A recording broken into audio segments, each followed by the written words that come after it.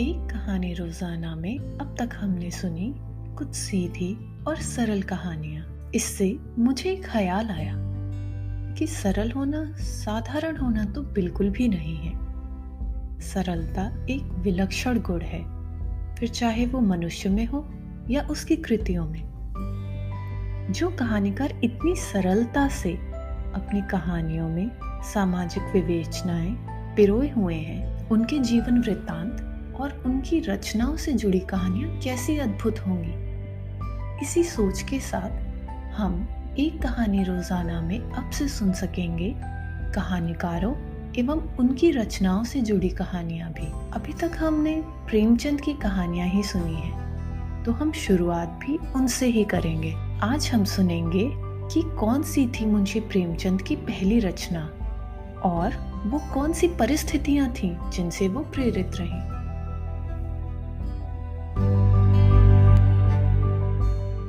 उस वक्त मेरी उम्र कोई 13 साल की रही होगी। हिंदी बिल्कुल न जानता था। उर्दू के उपन्यास पढ़ने लिखने का उन्माद था। मौलाना शरर, पंडित रतननाथ सरशार, मिर्जा रुस्वा, मौलवी मोहम्मद अली हरदोई निवासी उस वक्त के सर्वप्रिय उपन्यासकार थे।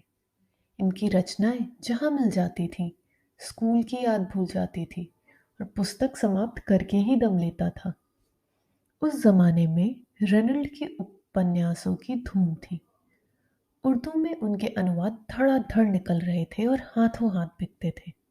मैं भी उनका आशिक था। स्वर्गीय हजरत रियाज ने, जो उर्दू में प्रसिद्ध कवि थे और जिनका हाल में देहांत हुआ है, रेनल्ड की एक रचना का अनुवाद हरमसरा के नाम से किया था। उस जमाने में लखनऊ के साप्ताहिक अवध पंच के संपादक स्वर्गीय मौलाना सज्जाद हुसैन ने, जो हास्य रस के अमर कलाकार हैं, रेनल्ड के दूसरे उपन्यास का अनुवाद धोखा या तिलिस्मी फानूस के नाम से किया था। ये सारी पुस्तकें मैंने उसी जमाने में पढ़ी और पंडित रतननाथ सरशार से तो मुझे तृप्ति ही न होती थी। उनकी सारी रचनाएं मैंने पढ़ डाली, मगर दुकान पर सारे दिन तो बैठ ना सकता था। इसलिए मैं उनकी दुकान से अंग्रेजी पुस्तकों की कुंजियां और नोट्स लेकर अपने स्कूल के लड़कों के हाथ बेचा करता था और इसके मुआवजे में दुकान से उपन्यास घर लाकर पढ़ता था। 2-3 वर्षों में मैंने सैकड़ों ही उपन्यास पढ़ डाले होंगे। जब उपन्यासों का स्टॉक समाप्त हो गया तो मैंने नवल किशोर प्रेस से निकले हुए पुराणों के उर्दू अनुवाद भी पढ़े और तिलिस्मी होशरुबा के कई भाग भी पढ़े। इस वृहद तिलिस्मी ग्रंथ के 17 भाग उस वक्त निकल चुके थे और एक एक भाग बड़े सुपर रॉयल के आकार के 2-2 हजार पृष्ठों से कम ना होगा। और इन 17 भागों के उपरांत उसी पुस्तक के अलग अलग प्रसंगों पर 25 भाग छप चुके थे। इनमें से भी मैंने पढ़े। जिसने इतने बड़े ग्रंथ की रचना की, उसकी कल्पना शक्ति कितनी प्रबल होगी, इसका केवल अनुमान किया जा सकता है। कहते हैं ये कथाएं मौलाना फैजी ने अकबर के विनोदार्थ फारसी में लिखी थी।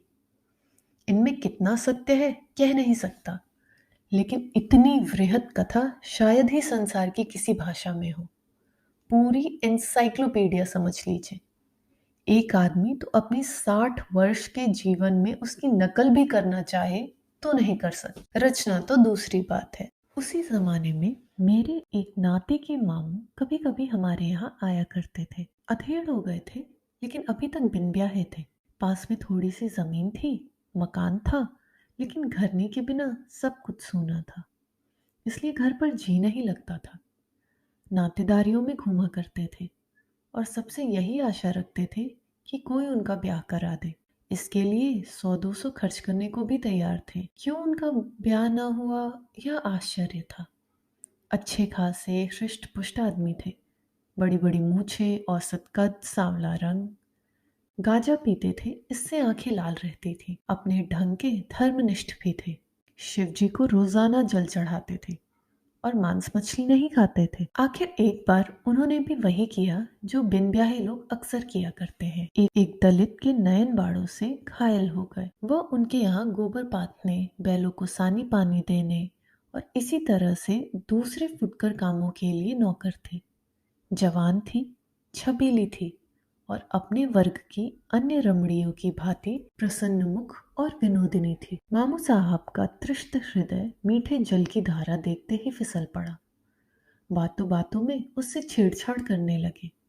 वह इनके मन का भाव ताड़ गई। ऐसी अल्हड़ न थी और नखरे करने लगी। केशों में तेल भी पड़ने लगा, चाहे सरसों का ही क्यों ना हो। आंखों में काजल भी चमका, होठों पर मिस्सी भी आई और काम में ढिलाई भी शुरू हुई। कभी कभी दोपहर को आई और झलक दिखाकर चली गई, कभी सांझ को आई और एक तीर चलाकर चली गई। वह तो अब प्रेम उदय हो गया था।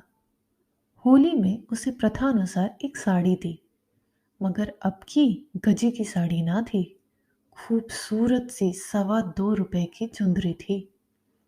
होली की त्योहारी भी मामूल से चौगुनी दी और यह सिलसिला यहाँ तक बढ़ा कि वह ही घर की मालकिन हो गई। एक दिन संध्या समय दलितों ने आपस में पंचायत की। बड़े आदमी हैं तो हुआ करे, क्या किसी की इज्जत लेंगे? एक इन लाला के बाप थे कि कभी किसी मेहरिया की ओर आंख उठाकर ना देखा, हालांकि यह सरासर गलत था। और एक यह है कि नीच जाति की बहु बेटियों पर भी डोरे डालते हैं। समझाने बुझाने का मौका न था। समझाने से लाला मानेंगे तो नहीं, उल्टे और कोई मामला खड़ा कर देंगे। इनके कलम घुमाने की ही तो देर है। इसलिए निश्चय हुआ कि लाला साहब को ऐसा सबक देना चाहिए कि हमेशा के लिए याद हो जाए। इज्जत का बदला खून ही चुकाता है, लेकिन मरम्मत से भी कुछ उसकी पुरौती हो सकती है। दूसरे दिन शाम को जब चंपा मामू साहब के घर से आई तो उन्होंने अंदर का द्वार बंद कर दिया। महीनों के असमंजस और हिचक और धार्मिक संघर्ष के बाद आज मामू साहब ने अपने प्रेम को व्यावहारिक रूप देने का निश्चय किया था। चाहे कुछ हो जाए, कुल मर्जाद रहे या जाए, बाप दादा का नाम डूबे या उतरे। उधर दलितों का जत्था ताक में था ही। इधर किवाड़ बंद हुए, उधर उन्होंने द्वार खटखटाना शुरू किया। पहले तो मामू साहब ने समझा कोई आसामी मिलने आया होगा, किवाड़ बंद पाकर लौट जाएगा। लेकिन जब आदमियों का शोरगुल सुना तो घबराए। जाकर किवाड़ों की दराज से झांका। कोई 20-25 दलित लाठियां लिए द्वार रोके खड़े किवाड़ों को तोड़ने की चेष्टा कर रहे थे। अब करे तो क्या करे? भागने का कहीं रास्ता नहीं, चंपा को कहीं छिपा नहीं सकते। समझ गए कि शामत आ गई। आशिकी इतनी जल्दी गुल खिलाएगी यह क्या जानते थे, नहीं तो दिल को आने ही क्यों देते। उधर चंपा इन्हीं को कोस रही थी। तुम्हारा क्या बिगड़ेगा, मेरी तो इज्जत लुट गई, घर वाले मूड ही काट कर छोड़ेंगे। कहती थी कभी किवाड़ बंद ना करो, हाथ पांव जोड़ती थी, मगर तुम्हारे सिर पर तो भूत सवार लगा था। लगी मुंह में कालिक की नहीं। मामू साहब बेचारे इस कूच में कभी ना आए थे। कोई पक्का खिलाड़ी होता तो 100 उपाय निकाल लेता, लेकिन मामू साहब की तो जैसे सिट्टी पिट्टी गुल हो गई हो। बरौठ में थर थर कांपते हनुमान चालीसा का पाठ करते हुए खड़े थे। कुछ न सूझता और उधर द्वार पर कोलाहल बढ़ता जा रहा था। यहाँ तक कि सारा गांव जमा हो गया। बाभन, ठाकुर, कायस्थ सभी तमाशा देखने और हाथ की खुजली मिटाने के लिए आ पहुंचे। इससे ज्यादा मनोरंजक और स्फूर्तिवर्धक तमाशा और क्या होगा कि एक मर्द एक औरत के साथ घर में बंद पाया जाए, फिर वह चाहे कितनी ही प्रतिष्ठित और विनम्र क्यों ना हो, जनता उसे किसी तरह क्षमा नहीं कर सकती। बड़ा ही बुलाया गया, किवाड़ फाड़े गए और मामू साहब भूसे की कोठरी में छिपे हुए मिले। चंपा आंगन में खड़ी रो रही थी। द्वार खुलते ही भागी, कोई उससे नहीं बोला। मामू साहब भागकर कहाँ जाते? वह जानते थे उनके लिए भागने का रास्ता नहीं है। मार खाने के लिए तैयार बैठे थे। मार पड़ने लगी और बेभाव की पड़ने लगी। जिसके हाथ जो कुछ लगा, जूता, छड़ी, छाता, लात, खूसा, अस्त्र चले। यहाँ तक मामू साहब बेहोश हो गए और लोगों ने उन्हें मुर्दा समझकर छोड़ दिया। अब इतनी दुर्गति के बाद वह बच भी गए तो गांव में नहीं रह सकते और उनकी जमीन पट्टीदारों के हाथ आएगी। इस दुर्घटना की खबर उड़ते उड़ते हमारे यहाँ भी पहुंची। मैंने भी उनका खूब आनंद उठाया। पिटते समय उनकी रूपरेखा कैसी रही होगी इसकी कल्पना करके मुझे खूब हंसी आई। 1 महीने तक तो वह हल्दी और गुड़ पीते रहे। जो ही चलने फिरने लायक हुए, हमारे यहाँ आए। यहाँ अपने गांव वालों पर डाके का इस्तगासा दायर करना चाहते थे। अगर उन्होंने कुछ दीनता दिखाई होती तो शायद मुझे हमदर्दी हो जाती, लेकिन उनका वही दमखम था, मुझे खेलते या उपन्यास पढ़ते देखकर बिगड़ना और रूप जमाना और पिताजी से शिकायत करने की धमकी देना। या अब मैं क्यों सहने लगा? अब तो मेरे पास उन्हें नीचा दिखाने के लिए काफी मसाला था। आखिर एक दिन मैंने यह सारी दुर्घटना एक नाटक के रूप में लिख डाली और अपने मित्रों को सुनाई। सब के सब खूब हंसे। मेरा साहस बढ़ा। मैंने उसे साफ साफ लिखकर वह कॉपी मामू साहब के सिरहाने रख दी और स्कूल चला गया। दिल में कुछ डरता भी था, कुछ खुश भी था और कुछ घबराया हुआ भी था। सबसे बड़ा कौतूहल यह था कि ड्रामा पढ़कर मामू साहब क्या कहते हैं। स्कूल में जीना लगता था, दिल उधर ही टंगा हुआ था। छुट्टी होते ही घर चला गया, मगर द्वार के समीप आकर पांव रुक गए। भय हुआ कहीं मामू साहब मुझे मार ना बैठे, लेकिन इतना जानता था कि वह एक आध थप्पड़ से ज्यादा मुझे मार ना सकेंगे, क्योंकि मैं मार खाने वाले लड़कों में से ना था। मगर ये मामला क्या है? मामू साहब चारपाई पर नहीं है जहां वह नित्य लेटे हुए मिलते थे। क्या घर चले गए हैं? आकर कमरा देखा, वहां भी सन्नाटा। मामू साहब के जूते, कपड़े, कटरी सब लापता। अंदर जाकर पूछा, मालूम हुआ मामू साहब किसी जरूरी काम से घर चले गए, भोजन तक नहीं किया। मैंने बाहर आकर सारा कमरा छान मारा, मगर मेरा ड्रामा, मेरी वह पहली रचना कहीं ना मिली।